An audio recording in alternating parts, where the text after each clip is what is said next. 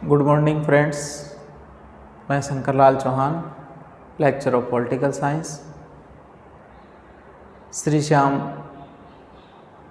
PG महाविद्यालय की online क्लासों में आपका हार्दिक अभिनंदन किया जाता है।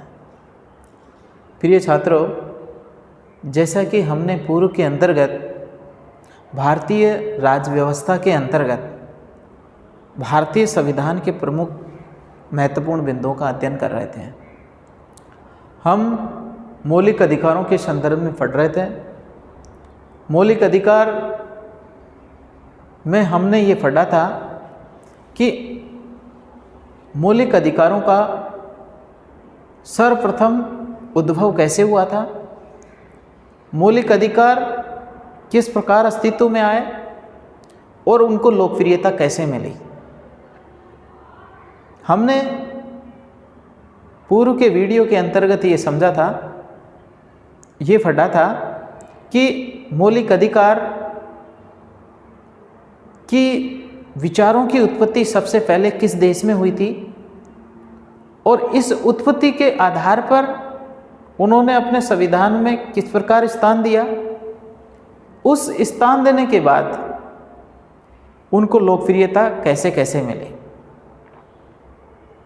तो हमने देखा कि विश्व के अंतर्गत मौलिक अधिकारों के विचारों की उत्पत्ति, आपको परीक्षाओं में ये पूछ भी लिया जाता है कि विश्व में सबसे पहले मौलिक अधिकारों के विचारों की उत्पत्ति किस देश में हुई, तो आप बताएंगे फ्रांस में। क्योंकि फ्रांस में इसलिए हुई क्योंकि फ्रांस में 1789 की जो क्रांति हुई उसमें सर्वप्रथम स्वतंत्रता, समानता और बंधुत्व का नारा दिया गया था। इस नारे के साथ में वहाँ की शासन व्यवस्था को बदलने का कार्य किया, क्योंकि वहाँ की निरंकुश जो शासन व्यवस्था है वो निरंकुश शासन व्यवस्थाएं व्यक्ति के विकास के लिए सबसे बड़ी बाधा है और उसको बदलने के लिए वहाँ क्रांतिकारियों का दौर शुरू हुआ है और इन क्रांतिकारियों ने इस प्रकार के नारे के माध्यम से वहाँ एक संवैधानिक शासन की स्थापना करने पर जोर दिया है। इसी से अग्रसर होकर राष्ट्रीय सभा ने 1789 के अंतर्गत अपने संविधान के अंतर्गत मूल अधिकारों को स्थान दिया। इस मूल अधिकारों को स्थान देने के बाद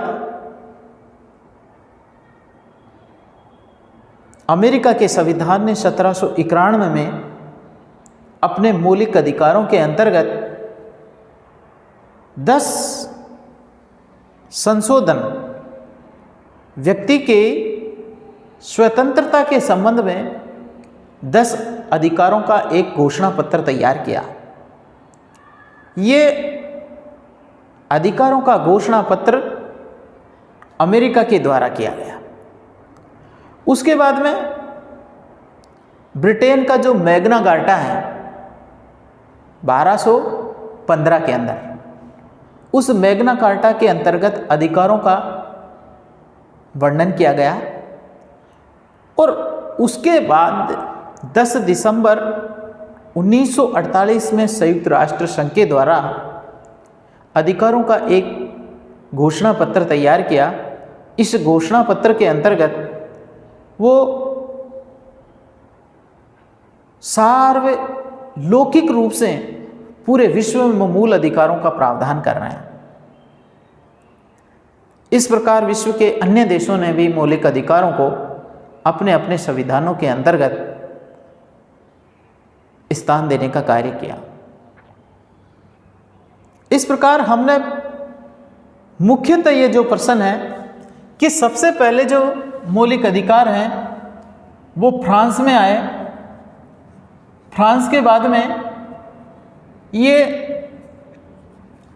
अमेरिकी संविधान में है, अमेरिका संविधान के बाद ब्रिटेन में है, ब्रिटेन के बाद वो यूएनओ की संयुक्त राष्ट्र संघ के अंदर 10 दिसंबर को घोषणा पत्र किया जा रहा है और इस प्रकार विश्व के अन्य देशों में है। तो इसका मतलब विश्व के सभी देशों के अंतर्गत इसको अपनाया गया है। ये 1789, ये 1791 और ये 1215 और ये 1948। अगर बात करें कि अधिकारों का घोषणा पत्र सर्वप्रथम कहाँ हुआ, अधिकारों का घोषणा पत्र सर्वप्रथम इसको हम मैग्ना कार्टा,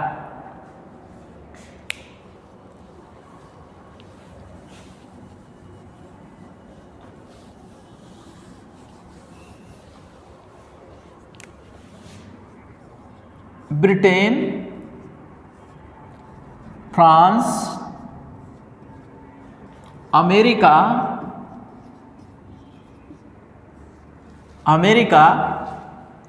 और यूएनओ। ब्रिटेन में 1215 का मैग्ना कार्टा है। ये 1789 की क्रांति है। ये 1791 की बात है और ये 10 दिसंबर 1948 के अंतर्गत एक अधिकार पत्र, सार्वलौकिक अधिकार पत्रों का घोषणा पत्र है। अगर प्रश्न ये आए कि मौलिक अधिकारों की शुरुआत में विचारों की जो उत्पत्ति है वो किसने की, लेकिन स्थान नहीं किया गया है, तो यह है ब्रिटेन में। और अगर संवैधानिक दृष्टि से करें, अगर ये एक राजनीतिक मूल्यों के संदर्भ के अंतर्गत, राजनीतिक दृष्टिकोण के अंतर्गत करें, तो इसको हम क्या करेंगे, फ्रांस करेंगे, क्योंकि यहाँ मूल अधिकारों की क्या मानी जाती है, मूल अधिकार की उत्पत्ति मानी जाती है। मूल अधिकार की उत्पत्ति यहाँ पर मानी जाती है।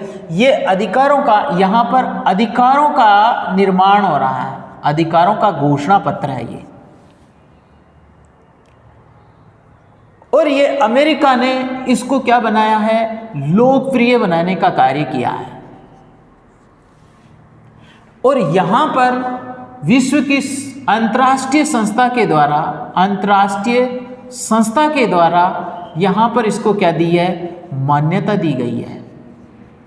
इसलिए ये तो क्या बन गया, मानवाधिकार दिवस के रूप में, मानवाधिकार दिवस के रूप में मनाया गया।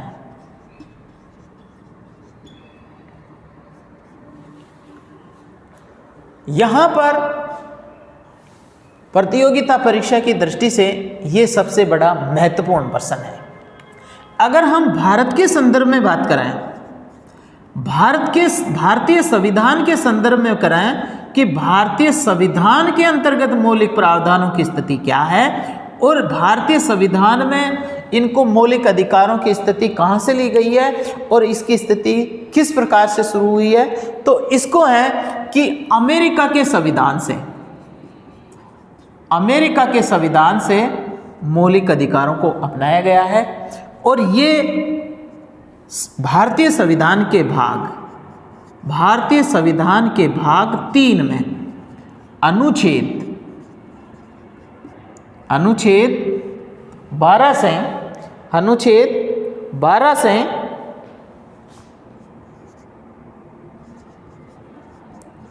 से 35 तक इसका क्या किया गया है, उल्लेख किया गया है। यहाँ पर अगर प्रश्न ये पूछे भारतीय संविधान कहाँ से लिया, अमेरिका से, और भारतीय संविधान में जो भारतीय संविधान के अधिकारों का मैग्ना कार्टा, भारतीय संविधान के भाग 3 को अधिकारों का मैग्ना कार्टा, अधिकारों का मैग्ना कार्टा, इसका संबंध किससे जोड़ा गया है, ब्रिटिश संविधान से जोड़ा गया है। भारतीय संविधान का मैग्ना कार्टा किस भाग को कहा जाता है, तो आप बताएंगे भाग 3 को कहा जाता है। भाग 3 के अंतर्गत भाग 3 के अंतर्गत कितने का 7 मूल अधिकारों का 7 मूल अधिकारों का क्या किया गया था, उल्लेख किया गया था। कितने मौलिक अधिकार हैं, 7 मौलिक अधिकारों का प्रावधान किया गया था। लेकिन 44वां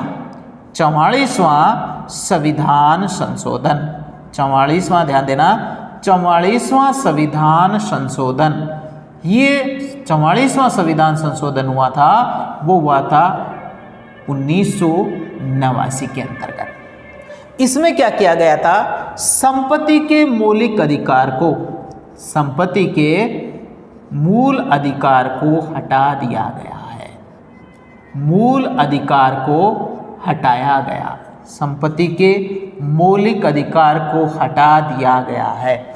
और यहाँ वर्तमान के अंतर्गत, वर्तमान में इस मौलिक अधिकार की जो स्थिति है वो 300 क के अंतर्गत संपत्ति को क्या कर दिया, एक कानूनी अधिकार प्रदान कर दिया गया है, कानूनी अधिकार। तो विशेषकर सभी महत्वपूर्ण परीक्षाओं के अंतर्गत आप इन तथ्यों का विशेष ध्यान रखेंगे। अगर प्रश्न ये आए कि भारतीय संविधान में मौलिक अधिकारों की संख्या थी, तो थी आएगा 7। अगर प्रश्न ये पूछे भारतीय संविधान में मौलिक अधिकारों की संख्या है वर्तमान में, वर्तमान के संदर्भ में पूछे, वर्तमान में तो कितनी होगी, 6। भारतीय संविधान में मौलिक अधिकारों की संख्या 6 है। आपको प्रश्न पूछे 44वां संविधान संशोधन 1989 के अंतर्गत संपत्ति के मौलिक अधिकार को क्या कर दिया गया, हटा दिया गया है। और वर्तमान में 300 क में संपत्ति को कानूनी अधिकार का दर्जा दे दिया गया है। और इस प्रकार भारतीय संविधान में इन मौलिक अधिकारों की स्थिति को क्या किया गया है, स्पष्ट किया गया है।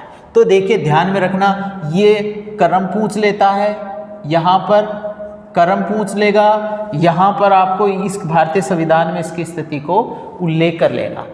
तो ध्यान देना, विशेषकर भारतीय संविधान के अंतर अधिकारों का जो मैग्ना कार्टा है वो भाग 3 को माना गया है।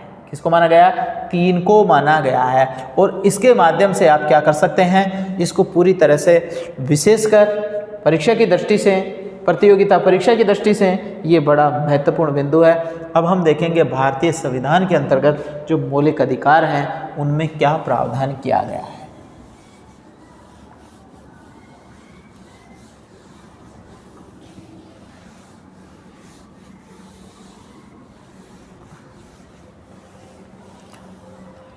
अब भारतीय संविधान में जो मौलिक अधिकार है, भारतीय संविधान में जो मौलिक अधिकार दिया गया है उसकी क्या रूपरेखा दी गई है।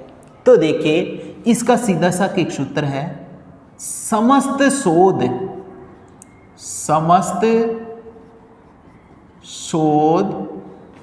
शिक्षा पर, समस्त शोध शिक्षा पर, और बाकी 32 पर। तो हम संक्षिप्त रूप से ये देख लेते हैं कि भारतीय संविधान में ये जो 7 मौलिक अधिकार दे रखे हैं, शुरू के अंतर्गत हमारे को जो 7 मौलिक अधिकार दे रखे हैं और वर्तमान में इसके 6 मौलिक अधिकार हैं, वो 6 मौलिक अधिकार कौन कौन से दे रखे हैं। सबसे पहले बिंदु है समानता का अधिकार। सर्वप्रथम है समानता का अधिकार। ये समानता का अधिकार 2 नंबर पर है स्वतंत्रता का अधिकार। 3 नंबर पर है शोषण के विरुद्ध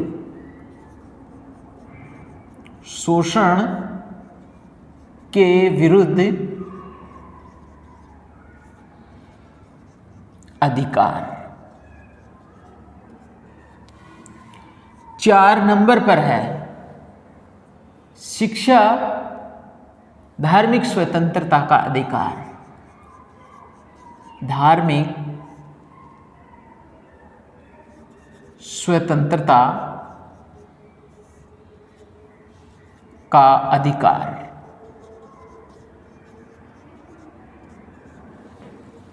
5 नंबर पर है शिक्षा व संस्कृति, शिक्षा व संस्कृति का अधिकार। और 6 नंबर पर है संवैधानिक उपचारों का अधिकार। ये हमारे 6 मौलिक अधिकार हैं वर्तमान में, और हमें अक्सर ये समस्या रहती है कि इन मौलिक अधिकारों को क्रम से कैसे लिखें। तो क्रम से लिखने के लिए हमारे पास में एक सूत्र दे रखा है, और ये सूत्र हमें मौलिक अधिकारों को क्रम से लिखने के लिए क्या करेगा, क्रम से लिखने की हमारे को एक योजनाबद्ध तरीके से लिखने के लिए, जिससे हमारा क्रम बना रहे। सम का मतलब है समानता का अधिकार, और इस स्वतः का मतलब है स्वतंत्रता का अधिकार, सो का मतलब है शोषण के विरुद्ध अधिकार, और द का मतलब धार्मिक स्वतंत्रता का अधिकार। शिक्षा और संस्कृति का अधिकार 5वें नंबर पर, और ये बाकी का जो 32 है वो अनुच्छेद संवैधानिक उपचारों का अधिकार है। ये हमारे 6 मौलिक अधिकार हैं। इन 6 मौलिक अधिकारों के बाद हमारे पास में एक दूसरी अनुच्छेदों की है कि हम इसके अनुच्छेदों को कैसे याद रखें। तो इसके अनुच्छेदों को याद करने के लिए भी एक सूत्र बनाया गया है, और उस सूत्र में विशेष रूप से ध्यान दें। कैसा सूत्र है वो?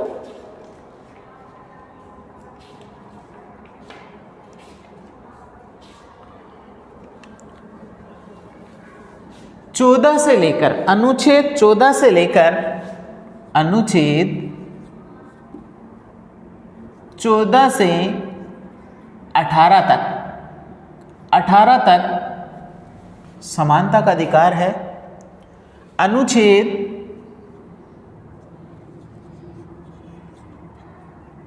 19 से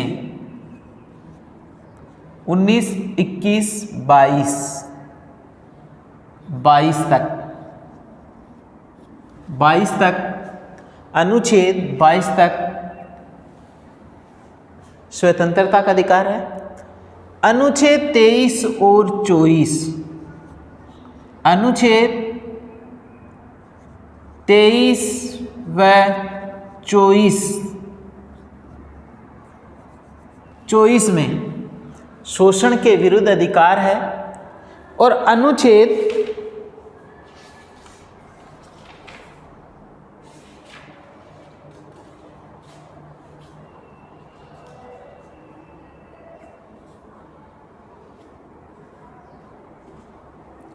25 से 28, अनुच्छेद 25 से 28 तक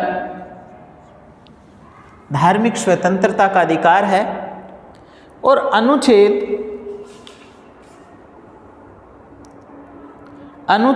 30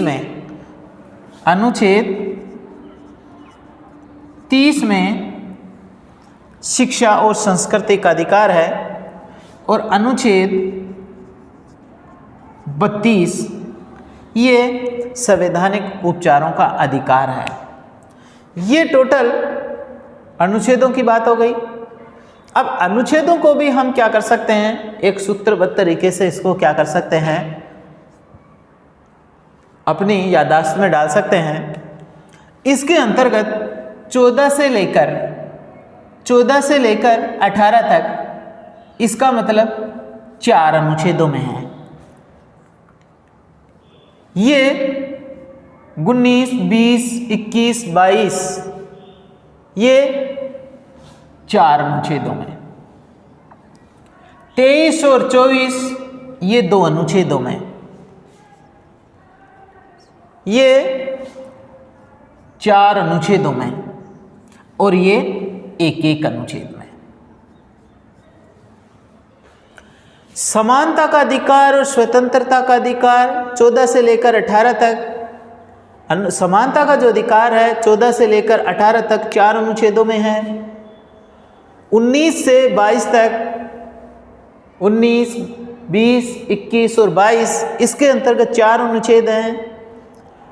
इसके अंतर्गत स्वतंत्रता का अधिकार है। तो देखिए स्वतंत्रता और समानता, यहाँ पर 4 + 4 + 2 + 4 + 1 + 1, यहाँ पर 2 बराबर बराबर 4, यहाँ पर 1 और यहाँ पर 4। तो आपको 3 बार तो 4 अनुच्छेद, 2 बार 2, 1 2 बार और 1 बार। यहाँ पर विशेष रूप से कौन सा अनुच्छेद? अनुच्छेद 31 कौन सा है? संपत्ति का अधिकार। अनुच्छेद 31 संपत्ति का अधिकार है। इस अधिकार को क्या कर दिया गया है? हटा दिया गया है। ये 31वां है, इसके लिए ध्यान देना 44वां संविधान संशोधन, 44वां संशोधन 1979 के अंतर्गत। आगे बात समझ में? यहां पर बहुत ही महत्वपूर्ण प्रश्न है और इस प्रश्न के अंतर्गत इस बात को स्पष्ट करने के लिए यहां पर हम एक एक बिंदु को क्या करेंगे? स्पष्ट करेंगे। देखिए यहां पर मौलिक अधिकार वर्तमान में अगर थे आ जाए, प्राचीन भारतीय संविधान में मौलिक अधिकार का प्रावधान था तो 7 और वर्तमान में है, तो ये वर्तमान की बात है और ये शुरुआत के अंतर्गत इतने मौलिक अधिकार प्राप्त थे भारतीय संविधान में। तो देखिए हम सबसे पहले समानता के अधिकार की बात करते हैं। अनुच्छेद 14 से लेकर 18 तक 4 अनुच्छेदों के अंतर्गत इसका उल्लेख किया गया है। देखिए 4 कौन कौन से हैं? एक तो है कानून के समक्ष समानता। यहां पर देखिए अनुच्छेद समानता के अंतर्गत कौन कौन से हैं? अनुच्छेद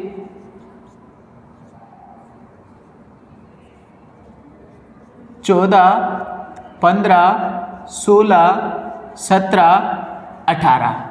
ये यहां पर देखिए, यहां पर 1 नंबर पर दे रखा है कानून के समक्ष समानता।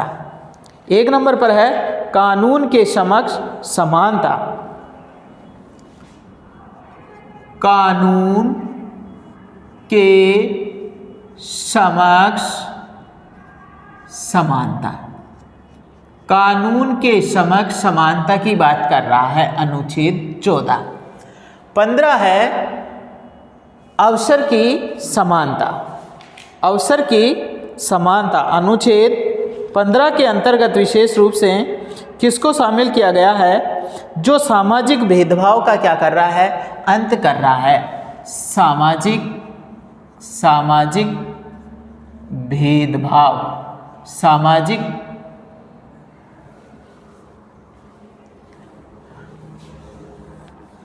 सामाजिक भेदभाव के लिए विशेषकर इसमें किस बात को स्पष्ट किया है? धर्म, नस्ल,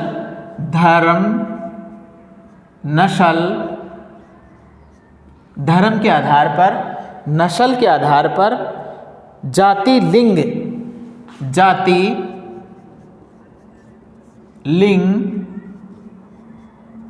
और जन्म स्थान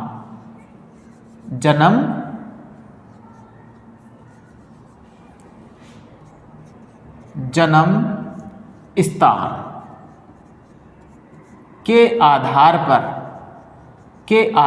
पर विभेद,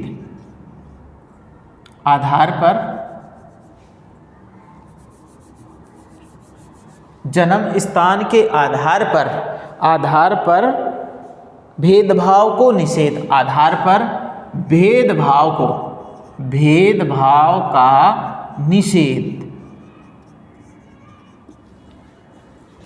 अनुच्छेद 16, अनुच्छेद 16 के अंतर्गत क्या किया गया है? अनुच्छेद 16 के अंतर्गत विशेषकर अवसर की समानता दे रहा है। अवसर की समानता। और अनुच्छेद 17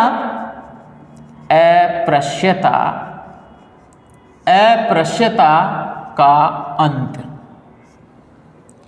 और अनुच्छेद 18 कर रहा है उपाधियों का अंत।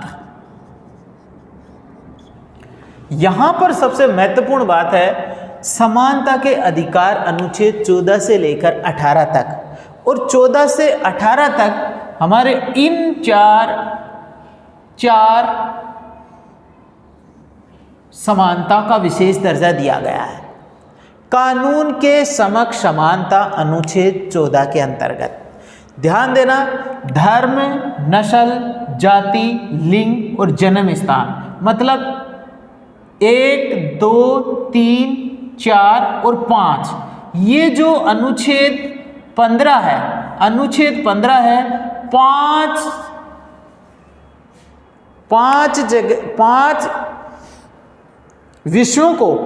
विषयों के आधार पर भेदभाव का अंत करता है। 5 विषय कौन कौन से हैं? अनुच्छेद 15 में 5 है, तो 5 विषय कौन से हैं? धर्म है, हिंदू, मुस्लिम, सिख, ईसाई, जैन, बौद्ध, पारसी, इसके आधार पर भेदभाव करना। नस्ल है, जिसके अंतर्गत नक्सलवाद है, वो रंग भेद की नीति के आधार पर, जाति के आधार पर और लिंग के आधार पर, लिंग के आधार पर लैंगिक समानता को, और जन्म स्थान के आधार का मतलब है जो क्षेत्रवाद है उसके आधार पर भेदभाव का क्या करता है? अंत करता है। हम सरसरी दृष्टि से केवल समानता के इन 5 बिंदुओं पर स्पष्ट करते हैं, फिर उसके बाद में हम देखेंगे, एक एक का उल्लेख करेंगे। तो देखिए, सबसे पहले जो कानून के समक्ष समानता है अनुच्छेद 14 में है। अनुच्छेद 15 के अंतर्गत धर्म, नस्ल, जाति, लिंग, जन्म स्थान के आधार पर क्या किया गया है? इसके आधार पर जो भेदभाव किया जाता है उसके निषेध करता है और एक राष्ट्रीय आधार पर सभी व्यक्तियों को समान अवसर देने की बात करता है। 16 के अंतर्गत सरकारी नौकरियों के अंतर्गत जात के आधार पर किसी प्रकार का कोई भी भेद नहीं किया जाएगा। और लोक नियोजन का मतलब होता है, मतलब सरकारी प्रशासन भागीदारी के अंतर्गत किसी प्रकार का भेदभाव नहीं करेगा। और 17 के अंतर्गत अस्पृश्यता का क्या किया गया है? अंत किया गया है। जो सार्वजनिक जगहों पर छुआछूत जैसी जो एक हिंदू समाज की जो सबसे बड़ी क्या है बुराई है, उसको भी हटाने का कानूनी प्रावधान किया है। और 18 के अंतर्गत उपाधियों का क्या किया है? अंत किया गया है।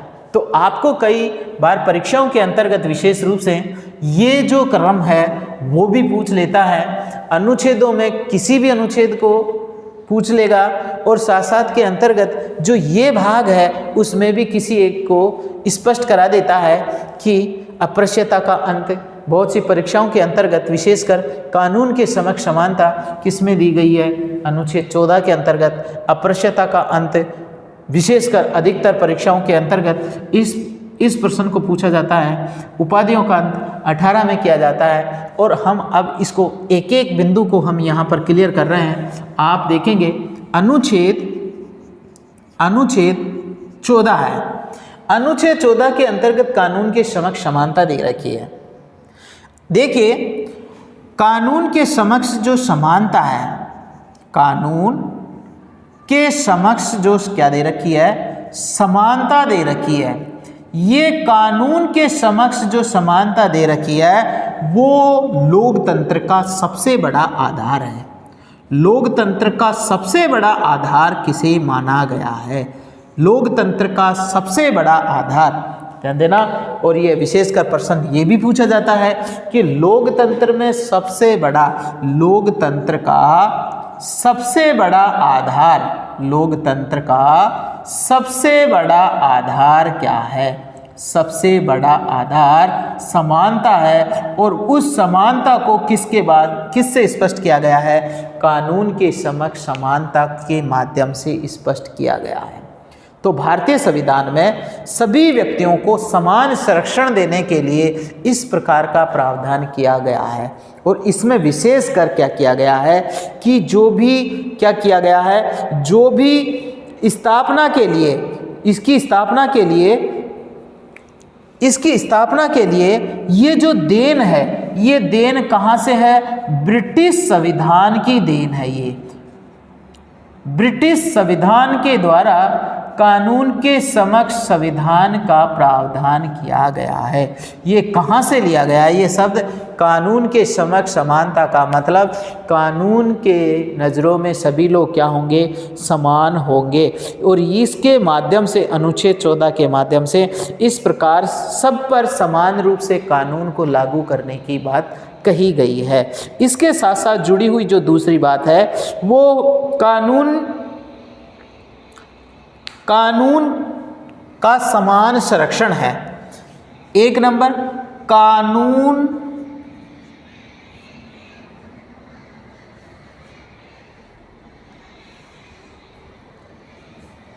का समान